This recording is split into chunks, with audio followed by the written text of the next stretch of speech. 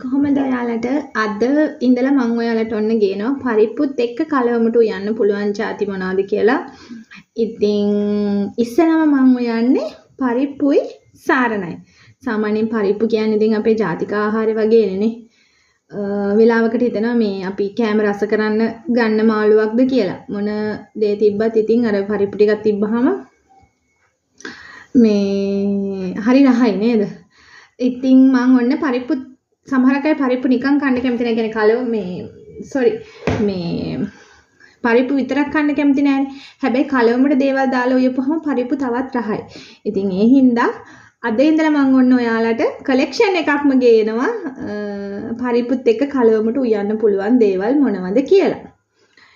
එහෙනම් බලමු. අද ඉස්සෙල්ලාම උයන්නේ මේ සාරණ. මේ ඔයාලට පේනවද දන්නේ මේ කොළමැල්ලුන් ಜಾති ගන්නකොට හොඳට බලලා ගන්න එකම වගේ කොළමැල්ලුන් ಜಾති ගොඩක් තියෙනවා. ඉතින් මේ ටික මම මේ දැන් සෝදලා තියෙන්නේ. මේ තියෙන්නේ සාරණ. පේනවනේ ඔයාලට. හොඳට බලලා තෝරලා ගන්න. මේකේ මේ නටුව ගන්න කොළ ටික විතරයි ගන්න. ඉතින්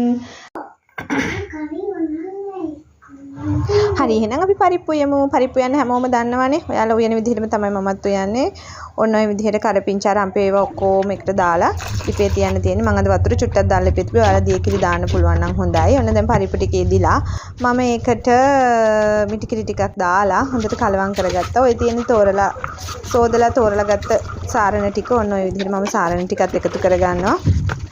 මේවට ඇඹුල් මොනවත් දාන්නේ නැහැ. පරිප්පු යන සාමාන්‍යයෙන් උයන විදිහටම තමයි. පරිප්පු එක හොඳට ඉදුණාට පස්සේ තමයි සාරණ ටික දාන්නේ. මොකද මේක ඉක්මනටම දිය වෙලා යනවා. ඔන්න ඔය විදිහට හොඳට කලවම් කරගන්න තියෙන්නේ. ඒ විදිහට හොඳට කලවම් කරගෙන විනාඩි කිහිපයක් ලිපේ තියාගන්න තියෙන්නේ. එතකොට මේක මාර්ම රසයි. පරිප්පු යන්න හැමෝම දන්නවනේ. ඒ හින්දා ඒක විස්තර කරේ නෑ මම. දැන් මම මේකට තෙල් ටිකක් එකතු කරගන්නවා. ඔන්න ඔය විදිහට රතු මිරිස් ටිකක් දාලා අබ කිඩි ලුණු දාලා හොඳට එකතු කරගන්නවා. ඔන්න ඔය විදිහට එකතු කරගෙන ඒ ටිකත් හොඳට කලවම් කරගන්න. මේකත් එක්ක විතරක් බත් ගන්න පුළුවන්. පපඩ මෙයා බෙදගත්තා නම් මරු. එහෙනම් ඔන්න ඔය විදිහට තමයි මගේ සාරණ සහ පරිප්පු එකතුව තියෙන්නේ. දැන් ඉතින් ඔන්න බනින්න එපා පරිප්පු වලට ජරාව දැම්මා කියලා. හොඳේ. එහෙමත් කාලා බලන්න.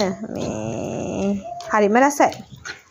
තව දෙයක් ඉස්සරහට අපි තව පරිප්පුත් එක්ක උයන්න පුළුවන් දේවල් මොනවද කියලා බලාගමු.